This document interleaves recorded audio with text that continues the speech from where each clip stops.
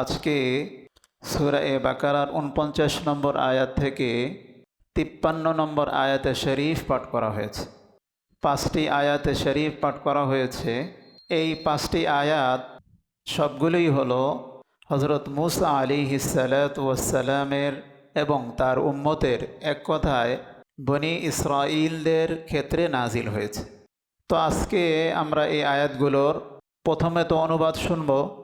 এই অনুবাদগুলো খুব খেয়াল করা চাই, কেননা এই আয়াতের শুধু এই আয়াত নয়, কোরআনুল কারীমের প্রত্যেকটা আয়াতের প্রত্যেকটা হরফে হরফে যিনি পড়বেন শুনবেন, আল্লাহ তাআলা তাকে 10টা সওয়াব দান করবেন।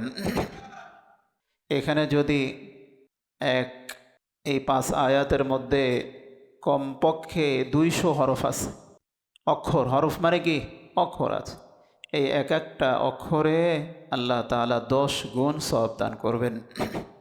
আর কোরআনুল কারীমের যেই অর্থ, এই অর্থর দিকে তাকে আল্লাহ কি বলছেন এটা বুঝার নিয়তে যদি আমি বসি, তাহলে আল্লাহ তাআলা এর থেকেও বেশি আমাকে আপনাকে সওয়াব দিতে পারেন কি পারেন না ভাই?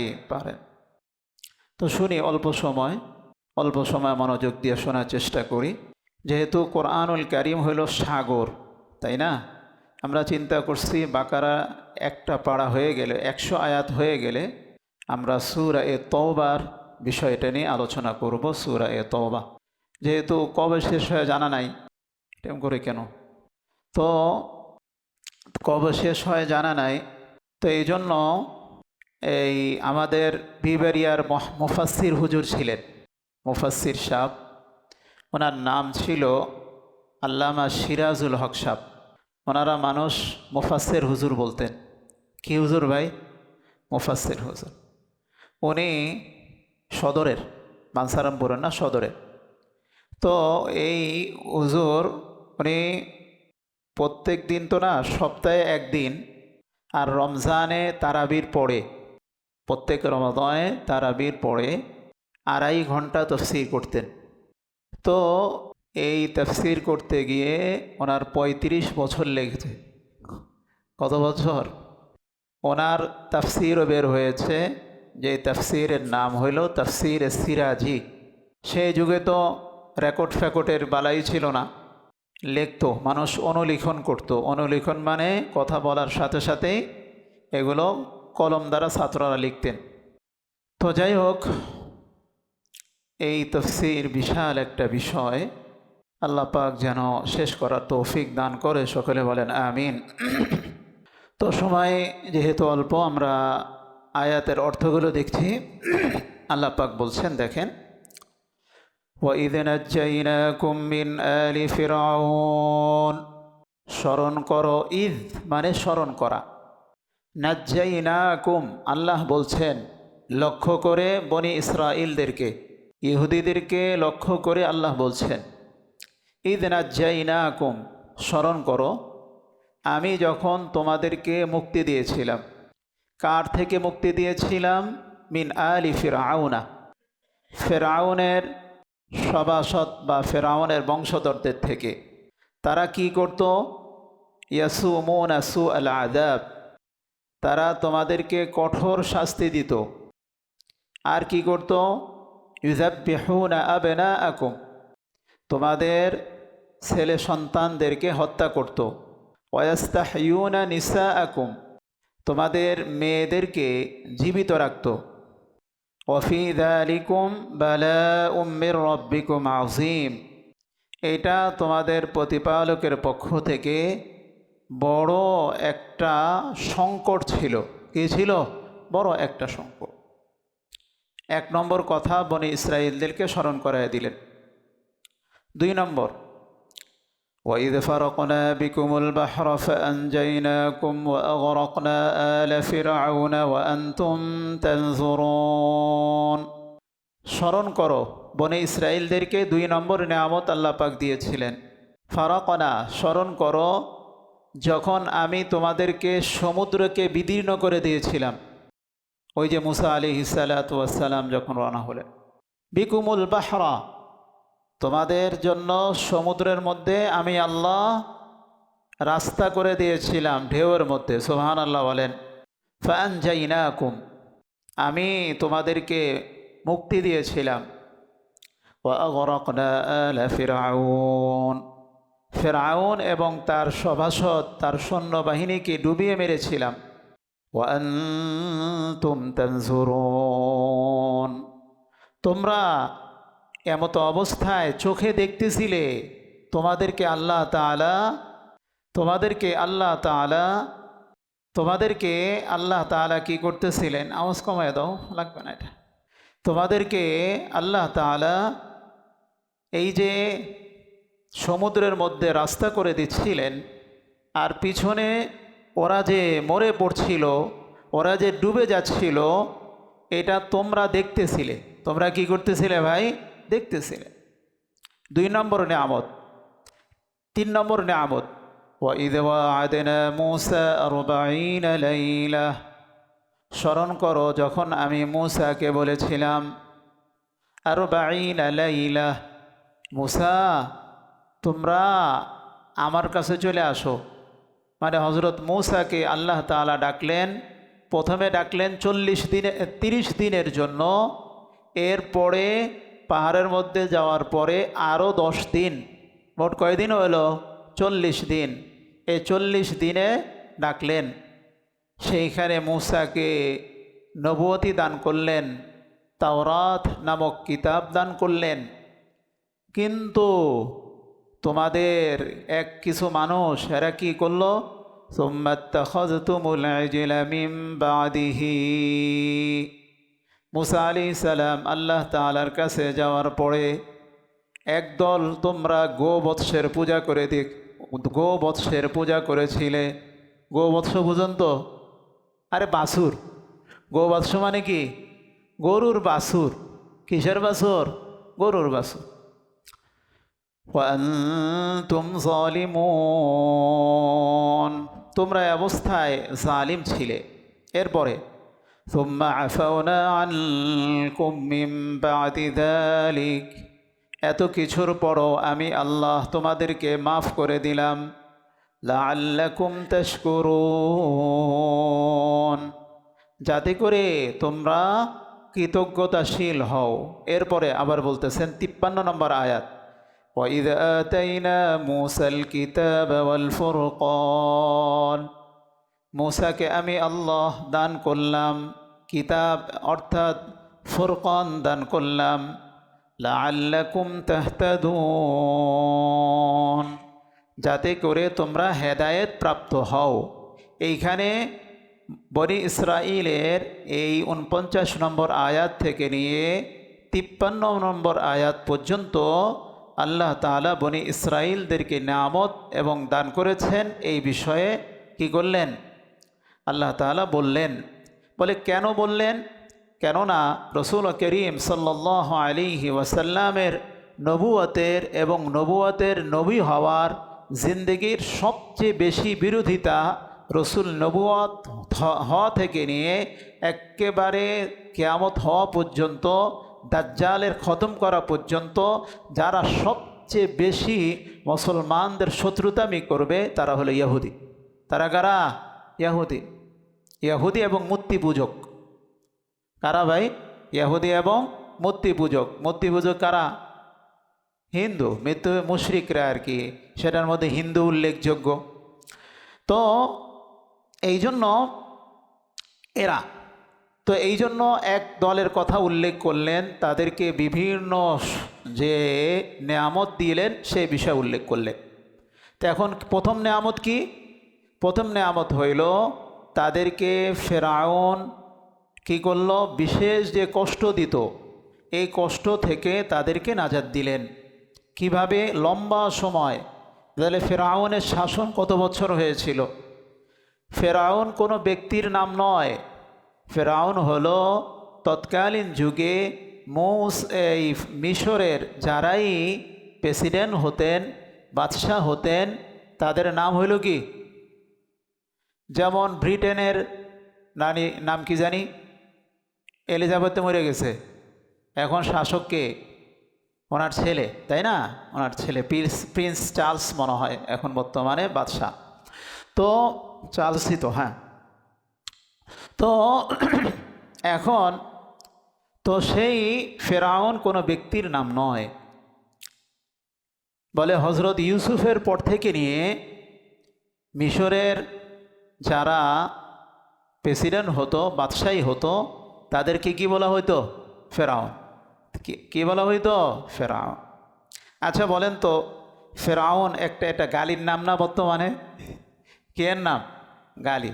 কেউ কি সারা জীবন যত খারাপই হোক তার ছেলের নাম ফেরাউন লাগবে? আবার যত খারাপই হোক তার ছেলের নাম নমরুদ রাখবে? হামান, কি বলে, হামান, কারুন, আবুল আহাব, আবু জেহেল, দুনিয়া বুধ কেউ রাখবে না। কেন? তারা নাম, তাদের কাম এত বেশি খারাপ হয়েছে, সারা নামই লাগবে না। এমনকি এত দূরে যাবেন কেন, মীর জাফর, কি ভাই, মীর জাফর ভালো নাম না?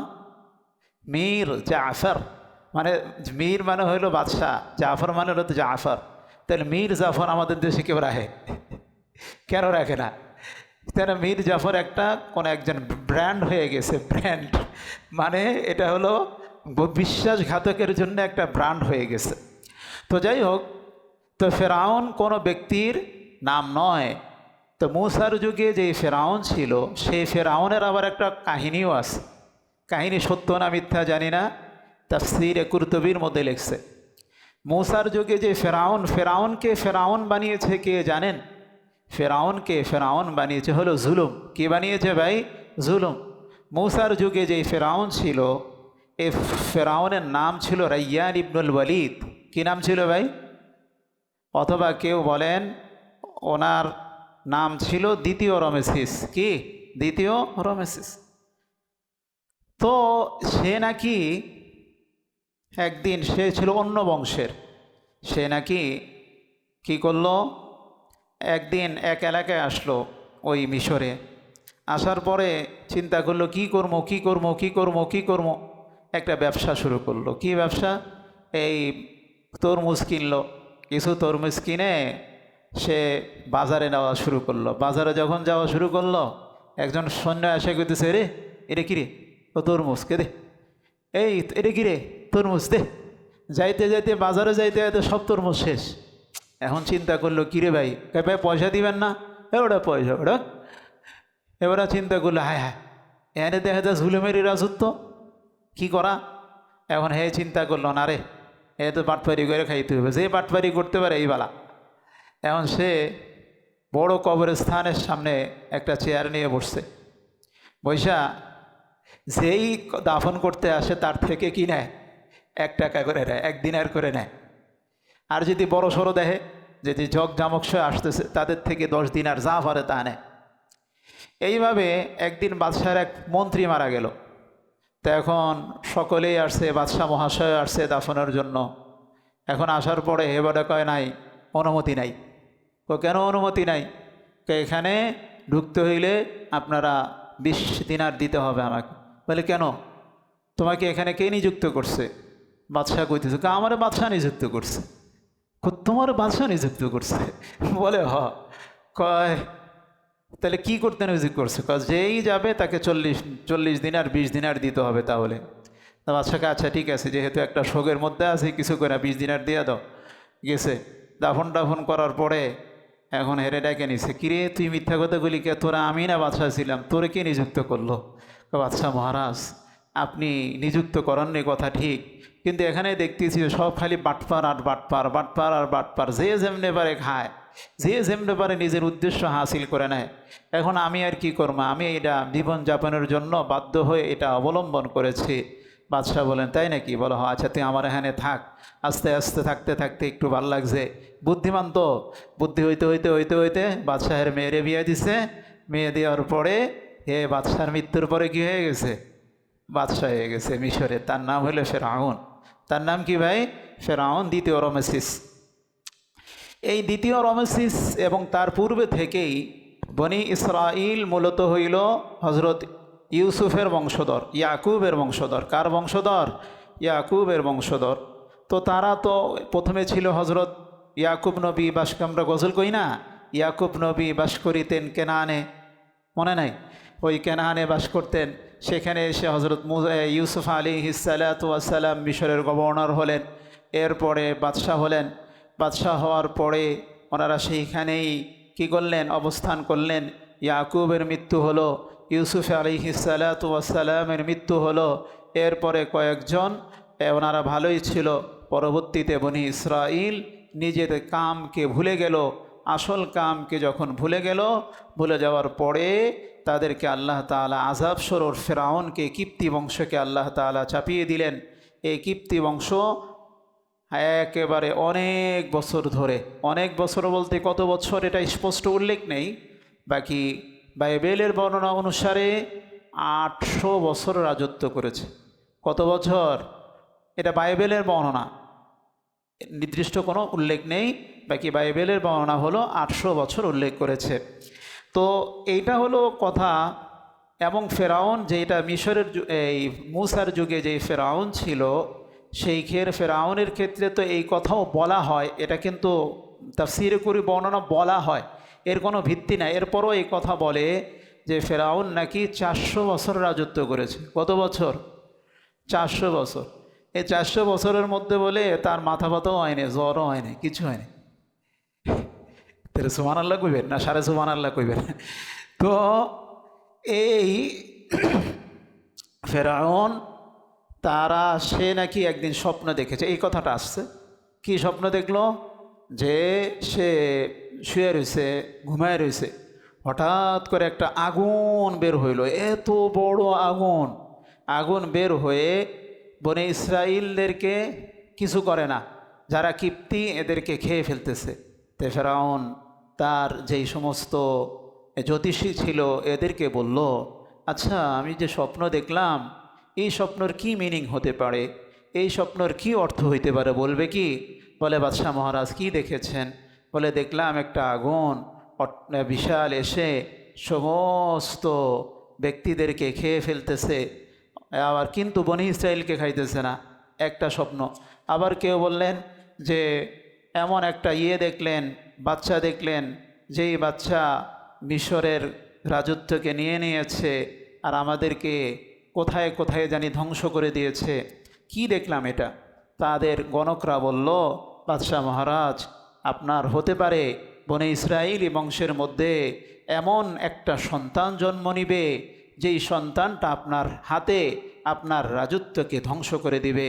এই কথা বলার পরে ফেরাউন ফরমান জারি করলো, আজ থেকে 2 বছর পর্যন্ত যত সন্তান জন্ম নিবে, চাই মেয়ে হোক চাই পুরুষ হোক, সকলকে হত্যা করে ফেলো, হত্যা করবে। এইভাবে হত্যা করে ফেললো। এইভাবে কয়েক বছর, 2 বছর চলে গেল। 3য় বছর ফরমান জারি করলেন যে না, মেয়েদের ক্ষেত্রে কোনো সমস্যা নাই, মেয়েদেরকে রাখো, আর ছেলেদেরকে কি করো? হত্যা করে ফেলো।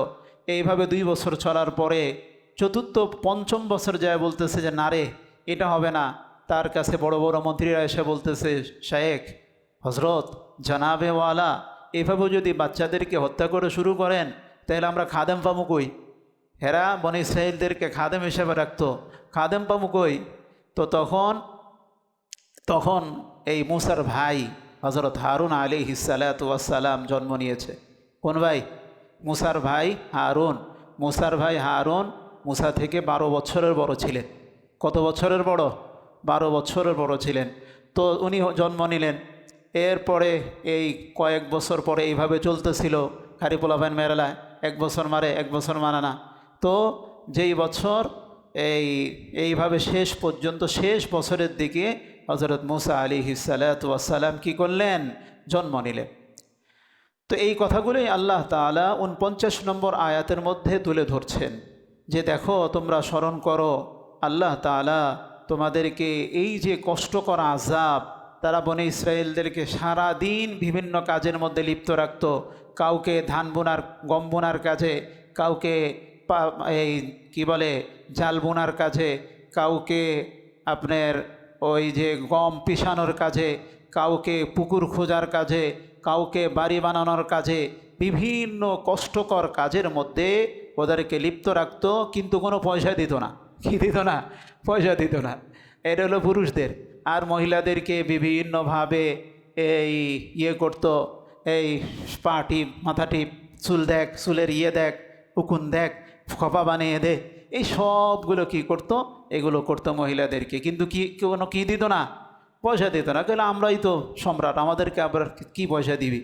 এইভাবে চলছিল অনেক বছর। আল্লাহ তাআলা তাদেরকে এইগুলো, এই নিয়ামত রাজিকে স্মরণ করে বললেন, ওয়াফি যালিকুম বালাউম মির রাব্বিকুম আযীম। দেখ, এই তোদেরকে আল্লাহ তাআলা বিশাল বিপদ থেকে আমি আল্লাহই রক্ষা করেছি। এটা একটা নিয়ামত। এটা একটা কি রে ভাই? নিয়ামত। এটা হলো ৪৯ নম্বর আয়াতের কথা। এরপরে ৫০ নম্বর আয়াত, ওয়াইদ ফারাকনা বিকুমুল বাহরা ফাআনজাইনাকুম। এটা হলো অনেক দিন আগের কথা। আর এটা হলো ৫০ নম্বর হইল আয়াত, হইল অনেক পরের কথা। এ মাঝখানে লম্বা সময় গেছে, লম্বা সময়।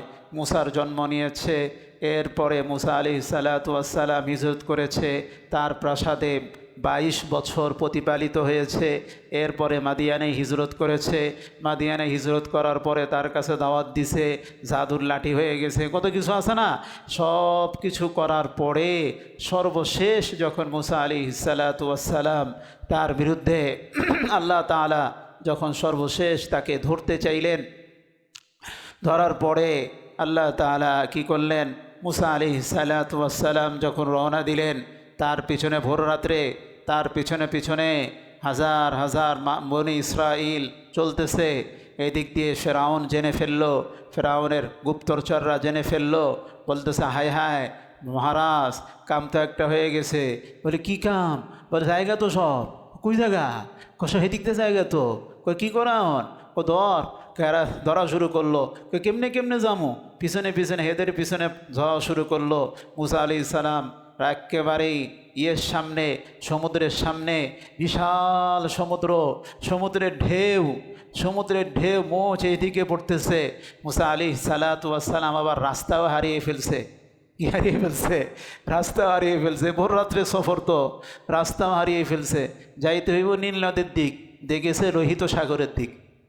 কোন দিকে যাইতে হইব? নীল নদের দিকে। কইতে ঘোরাই গেছে গা লোহিত সাগর। মুসা আলাইহিস সালাম অনেকে কয় না যে নীল নদে ফেরাউনের ডিবো মারছে, কথাটা সঠিক না। লোহিত সাগর, যেটাকে আরবিতে বলে বাহরে কুলজুম, এই বাহরে কুলজুমের মধ্যে, আর বাংলা হইল এই কুলজুম অর্থ হলো লাল, লাল সাগর। কি সাগর রে ভাই? লাল সাগর। লালকে সুন্দর বাংলা কয় লোহিত। কি সাগর? লোহিত সাগর। এটা নীল নদের পাশে যে সাগরটা, সেটা বিশাল সাগর। মুসা আলাইহিস সালাম কি করবেন বুঝতেছে না। ওই তার যে মুহাম্মদ বলতেছে, মুসা ইন্না লামুদরাকুন, ধরে নেবে তো, এই যে তো ইসে দেখা যায়, ইসে ইসে ইসে ইসে ইসে ইসে ইসে দেখা যায় তো, ইসে ইসে ইসে দেখা যায়, ধরে নিয়েছিস তো। মুসা রাখ রাখ রাখ রাখ, কথা কইস না। ইন্না মাইয়া রব্বি সায়াহদিন। সুবহানাল্লাহ বলে। বলে, কি কস বেটা? ইন্না মাইয়া রব্বি সায়াহদিন, আমার আল্লাহ আমাকে রাস্তা দেখাবেন, রাখোস না। ওয়া আওহাইনা ইলা মুসা আন ইদরিব বিআসাকাল বাহর, ১৯ নম্বর পারা ৮ নম্বর পৃষ্ঠা। ওয়া আওহাইনা ইলা মুসা আন ইদরিব বিআসাকাল বাহর, মুসা এই লাঠি দিয়া মার। আল্লাহ কই মারমু? পানিতে মার। করলে পানিতে মারলে কী হইব? মারোস না তুই। মারার সাথে সাথে আল্লাহ তাআলা ১২টা রাস্তা তৈরি করে দিলেন। সুবহানাল্লাহ। তাহলে মারার দরকার বান্দার, করবেন কে? আল্লাহ। তো মারলেন, মারার পরে সব যাওয়া শুরু করলো। হ্যাঁ, সব যাওয়া শুরু করলো। সকলেই সামনে অর্ধেক রাস্তা গেছে। ফেরাউন আর হের সভাসব দেখতেছে, ওরে বাবা এত সুন্দর রাস্তা, এখন বিপদ আসলে কিন্তু ঘোড়া মহিষেরা জানে। কারণ হাদিসে আসছে যে কবরের আযাব এত বেশি ভয়ঙ্কর, এত বেশি ভীতিকর, যদি কোনো মানুষ অথবা জিন এই আওয়াজ শুনতো, তাহলে মৃত ব্যক্তিদেরকে দাফন করা ছেড়ে যাইত, দাফন করা ছেড়ে দিত। কিন্তু মানুষ এবং জিন ছাড়া সকলেই শুনে। আপনি দেখবেন কোনো আওয়াজ কবর যদি থাকে, সেই কবরটা যদি মুশরিক অথবা মূর্তি পূজারীর হয়, দেখবেন কোনো গরু হেনে থাকে না, দৌড় দিয়ে ফালায়। দৌড় দিয়ে কী করে? পালায়। কোনো ছাগল এনে থাকে না, দৌড় দিয়ে ফালায়। মানে হলো হেরা দেখতেছে এখানে কি হইতেছে, আযাব শুনতেছে, আযাব শোনা যাইতেছে। তো ফেরাউনের যে সামনে যে ঘোড়াগুলি ছিল, কে ঘোড়াগুলি, হেরা তো বুঝতে পারতেছে এখানে আযাব টাজাব হওয়ার সম্ভাবনা বেশি। আল্লাহ তাআলা হযরত এই এক ফেরেশতাদেরকে বললেন, ফেরেশতার নাম কেউ কেউ বলে মিকাইল, ফেরেশতাকে বললেন একটা কাম কর, ওই ঘোড়াগুলোর সামনে দিয়া তুমি একটা ঘোড়া দিয়ে হাঁটো। কেননা ঘোড়ার একটা অভ্যাস হইলো আগেরটা যেমনে যায়, এটা কার স্বভাব, ঘোড়ার স্বভাব, আগেরটা যেমনে যখন চিন্তা করলো ওই ঘুরেগুলো যাইতে চায় না। এখন একটা ঘোড়া তাদের সাজায়া যখন মিকাইল সামনে দিয়ে যাইতেছে, দেখে কোনো সমস্যা নেই, অন্য ঘোড়াগুলো যাওয়া শুরু করছে। এই যে শুরু করছে যখন যখন অর্ধেক রাস্তায় চলে গেছে হেরা, আর হেরা তো নদী পার হয়ে গেছে, এমতো অবস্থায় কি হইল, আল্লাহ তাআলা তাদেরকে ডুবিয়ে দিলেন। এবং এই যে ডুবিয়ে দিচ্ছে, ডুবিয়ে দেওয়াটা আল্লাহ তাআলা বনি ইসরাইলের সামনে উদ্ভাসিত করে দিয়েছে। দেখ তোদেরকে এই যে লম্বা সময় ধরে যারা মারছে কাটছে আযাব দিছে, তোরা চোখ দিয়ে দেখ, আমি আল্লাহ তাদেরকে ইন্দুরের মতো চুবাইয়া চুবাইয়া মারতেছি। সুবহানাল্লাহ। তো এটা সব জামানায় এমন অবস্থা হয়েছে। এই দিক নিয়ে আরেকটা কারণ ঘটছে, তাই এটা হলো 50 নম্বর আয়াতের। 51 নম্বর আয়াতের মধ্যে এইটা ঘটনা অনেক আগের, কিন্তু কোরআনের ধারাবাহিকতা পরের। সেটা কি, ও এদিক দিয়ে আরেকটা ঘটনা হইল, এই যে যখন মুসা আলাইহিস সালাতু ওয়াস সালামের সৈন্যবাহিনী যাইতেছে, তখন এই সামনে দিয়া প্রথম যে ঘোড়াটা যাইতেছে সে ঘোড়া হলো জিবরাইলের ঘোড়া। কার ঘোড়া, কার ঘোড়া, জিবরাইলের ঘোড়া। এখন জিবরাইলের ঘোড়া, জিবরাইল বা ফেরেশতাদের একটা হইল, যেখানেই তাদের পা পড়ে সেটার মধ্যে স্পন্দন, মাটি চলে আসে, সেটার মধ্যে জান চলে আসে। সেটার মধ্যে কি চলে আসে, জান। এখন সমুদ্রের মধ্যে রাস্তা, ওই জিবরাইলের ঘোড়া চলতেছে, চলা যেখানে পাড়া দিচ্ছে দেখা যায় সেখানে সবুজ ঘাস হয়ে যেতেছে। পিছনে এক টেড়া ছিল, টেড়া, টেড়া বুঝেননি, মুনাফিক আর কি। এই টেড়া হে পিছনে পিছনে দেয়, হের মুসা আলাইহিস সালামের দলেরই বড় নেতা। কিরে এন্দা কি পরে, এন্দা যে এখান থেকে যে জীবন হয়ে যায়, আর এটার মধ্যে কিছু একটা আছে। হে কি করছে, এক মুষ্টি মাটি যেখান দিয়ে হয়ে গেছে, মাটি হয়ে হয়ে গেছে, কি বলে সবুজ ঘাস হয়ে গিয়েছে, ওখান থেকে এক মুষ্টি মাটি নিয়ে নিছে, পকেটে ভরে রাখছে। এটা কাম হবে, এটা কি আছে, কাম হবে। এখন শেষ হয়ে গেছে, তারা ওই বোঝা চলে গিয়েছে, ফেরাউনদেরকে চুবাইয়া চুবাইয়া আল্লাহ তাআলা মেরে ফেলেছে। মারার পরে আল্লাহ তাআলা মুসা আলাইহিস সালাতু ওয়াস সালামকে বললেন, মুসা যাও, তো আল্লাহ আমার কাছে আসো। বলে আল্লাহ এই বনি ইসরায়েলে ছাড়া আসমো, সমস্যা কি, তোমার ভাইয়ের জিম্মাদার বানিয়ে দিয়ে আসো। তোমার ভাই, এর ভাইয়ের নাম কি, হারুন রে ভাই না, জিম্মাদার বানিয়ে দিয়ে আসো। আল্লাহ তাআলা মুসা আলাইহিস সালাতু ওয়াস সালাম আল্লাহর কাছে গেলেন 30 দিনের জন্য। কয় দিনের জন্য, 30 দিনের জন্য।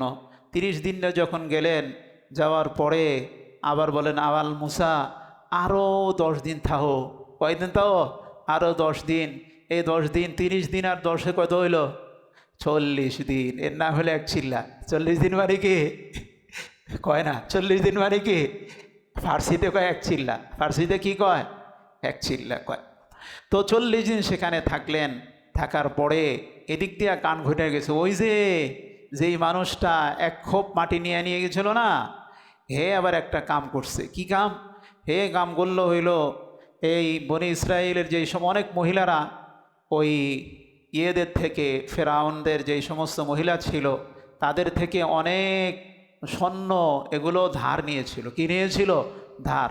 ভাবি কি কয়, আমার না একটা বিয়াতে যাই তুইব, আমারই কিছু স্বর্ণের কাহিনী আমি একটু দিবেন, ধার দিবেন। এভাবে অনেক ধার নিছে। অনেক সময় ধার নেয় না যাদের নাই, তো ধার নিতে নিতে অনেক গয়নাগাটি হয়েছে বিশাল। এখন তাদেরকে জিজ্ঞেস করলো যে এই হারুনকে, যে নবী এই যে আমরা যে এই সমস্ত এই স্বর্ণরগুলো আনছি, এই রূপাগুলো আনছি, এগুলোর কি হুকুম? বলে এগুলো তো হারাম তোমাদের জন্য ব্যবহার করা। তাহলে কি করা? বলে একটা কাম করো, এই সামিরিকে বললেন, এই সামিরি তুমি যাও, এগুলোকে সুন্দরভাবে একটা গর্তের মধ্যে পুড়িয়ে ফেলো। সামিরি গেছে, স্বামীর মনে তো শয়তানি, এই এতদিন পর্যন্ত হে মুক্তি পূজা করছে, মুনাফিক তো, নবীর সাথে থাইকেও কি মুনাফিক। তো স্বামীর মনে তো শয়তানি, এ শয়তানি শুরু করলো। যাক, সমস্ত স্বর্ণগুলোকে জমা করলো, জমা কইরা একটা চিন্তা করলো, একটা মূর্তি বানাই, একটা গরুর বাছুর বানাইলো। কি বাছুর বানাইলো? গরুর বাছুর বানায়া ওই যে মাটিটা ছিল গরুর বাছুরের মুখের মধ্যে দিয়ে দিল। দিয়ে দেওয়ার পরে গরুর বাছুর হাম্বা করা শুরু করলো। কি করা শুরু করলো? আরে হাম্বা কি করা শুরু করলো? হাম্বা, আরে হাম্বা আর কি, এটা হাম্বা করা শুরু করলো। কনসিফে স্পষ্ট আছে হাম্বা। হাম্বা শব্দ আরবিতে, বাংলা হইল হাম্বা, বাংলা কি হাম্বা। হাম্বা করা শুরু করলো, গরুর কেমনে ডাকে আর কি, অথবা মা। তো এখন হে কইতেছে, ও আয়ো আয়ো আয়ো আয়ো আয়ো, কি হয়েছে ওস্তাদ? আরে কাম একটা হয়েছে। মুসা আলাইহিস সালাম কই গেছে জানো? ওই আল্লাহর কাছে গেছে। ও আল্লাহ আবার এখানে একজন ইলাহ পাঠিয়ে দিয়েছে, নবী। কোনটা? এই যে গরুর বাচ্চা। আচ্ছা, গরুর বাচ্চা কি করে? গরুর বাচ্চা কেমনি ইলাহ হয়? আরে জানোস না, এটা তো সাধারণ গরুর বাচ্চা না, দেখ হাম্বা হাম্বা করে ডাকে, এরা হলো তোগর ইলাহ। এখন 3 দল হয়ে গেল। কয় দল? 3 দল অথবা 2 দল। 3 দল অথবা 2 দল হয়ে গেল। এক দল কি করলো? এক দল বললো যে না, এটা আমরা করতে পারবো না, এটা তো মূর্তি পূজা হইল, এটা তো আমরা করতে পারি না। তারা হারুনের সাথে থাকলো। কয়েকজন সাথে থাকে? হারুনের সাথে। হারুন সকলকে বুঝাইলো, দেখো এটা কোনো ইলা হইতে পারে না, এটা হলো একটা জিনিস। এই মা ভাই, তোমরা এভাবে মূর্তি পূজার দিকে ধাবিত করো না। তো হের কথা কে শুনে? হের সাথে মাত্র 14,000 মানুষ শুনছে। কত হাজার মানুষ? মানুষ ছিল 6 লাখ। কয় লাখ? মানুষ ছিল কত? 6 লাখ। এর কথা শুনছে কত হাজার?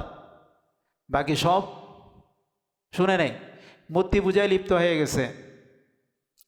এদিক দিয়ে মূর্তি পূজায় যখন লিপ্ত হয়ে গেছে, হারুন যতই বোঝায় কিছু কয় না। শেষ পর্যন্ত আল্লাহ তাআলা মুসাকে বললেন, মুসা যাও তাড়াতাড়ি, তোমার সম্প্রদায় তো একেবারে সমস্যা করে ফেলছে।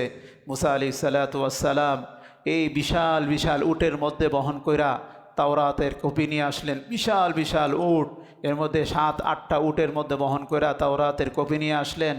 নিয়ে আইসা যখন শুনলেন যে লাখ লাখ মানুষ কি হয়ে গেছে, এই গুমরা হয়ে গিয়েছে, তখন উনি ওনার ভাইয়ের কাছে গেলেন। ভাইয়ের কাছে যা বললেন, রাগে যা ভাইয়ের চুল এবং দাড়ির মধ্যে ধরলেন। কিসের মধ্যে? চুল দাড়ির মধ্যে ধরলেন। তাহলে বোঝা গেল দাড়ি আমাদের মতো দাড়ি ঠুন্ডা না তো। দাড়ির সমস্ত নবীদের সুন্নত হলো কি? দাড়ি রাখা। চুল এবং দাড়ির মধ্যে ধরা বললেন, আপনি আমাদের বড় ভাই, আপনাকে আমি জিম্মাদার বানিয়ে গিয়েছি, আপনি নবুয়তের নবী, আল্লাহ আমাকে ডেকেছে, আপনি ওদের কি কিছু কইলেন না? বলে, ভাই রাগ করিস না ভাই, আমি তো চেষ্টা করছি, কিন্তু আমি আমার 14,000 মানুষ, এরা যদি 6 লাখ মানুষ আক্রমণ করা, আমি থাকবো কই? এই জন্য কিছু কই নেই, আপনার অপেক্ষায় ছিলাম। মুসা আলাইহিস সালাম ছাড়লেন, দাড়ি মেরে ছাড়া দিয়া। 2 ভাই আল্লাহ তাআলার কাছে খুব দোয়া করলেন, আল্লাহ ভুলে গেছে। এরপরে যায়া মুসা আলাইহিস সালাম যখন আসলো, রাগে উনি ওনার তাওরাত এভাবে ফিকে ফেলে দিয়েছে, কিছু অংশ ফেটেও গিয়েছিল। তাড়াতাড়ি যা সামিরিকে বলে, এই শয়তান, এই সামিরি, এই কইতে গাইছস, তুই কি করছস? বলে, ভাই ক্বালা বাল সাওয়ালাত লাকুম নাফসি, এগুলো আমার অন্তরে চাইছে লেগে করছি। কেমনে কেমনে করছস? কেমনে এমনি মেনে করছি। বলে, আচ্ছা আচ্ছা আচ্ছা আচ্ছা, ঠিক আছে ঠিক আছে, তুই যেহেতু করছস, মানুষদেরকে মূর্তি পূজার দিকে ডেকে নিছস, তোরে খবর আছে, তোরে আজকে ছাড়টার নাই। বলে, আল্লাহ এই সামিরিকে ধরেন। সামিরিকে ধরল। সামিরির এমন অবস্থা হয়ে গেল যে তার পুরা শরীরের মধ্যে এমন জ্বর, যেই যারে হেকে হেরে ধরার সাথে তার জ্বর হয়ে যায়। হেকে অন্য মানুষ যখন তার শরীরে হাত দেয়, বলে হাত দেওয়ার সাথে সাথে তারও জ্বর হয়, হেরও কষ্ট দ্বিগুণ বেড়ে যায়। এইভাবে ওই ইয়েটাকে কিছুদিন পরে মরে গেল। মানুষটাকে যখন ঝাঁকে ঝরতে যায় সামিরি কয়লা মিসাস, এই ধরেন না ভাই, ধরেন না ভাই, ধরেন না। এইভাবে সামিরি কিছুদিন পরে মারা গেল। আর ওই যে ইয়েটা, কোনটা? গরুর বাছুরটা যেটা বানিয়েছিল, এটাকে আগুনে পুড়িয়ে সমুদ্রের মধ্যে ফেলে দিল।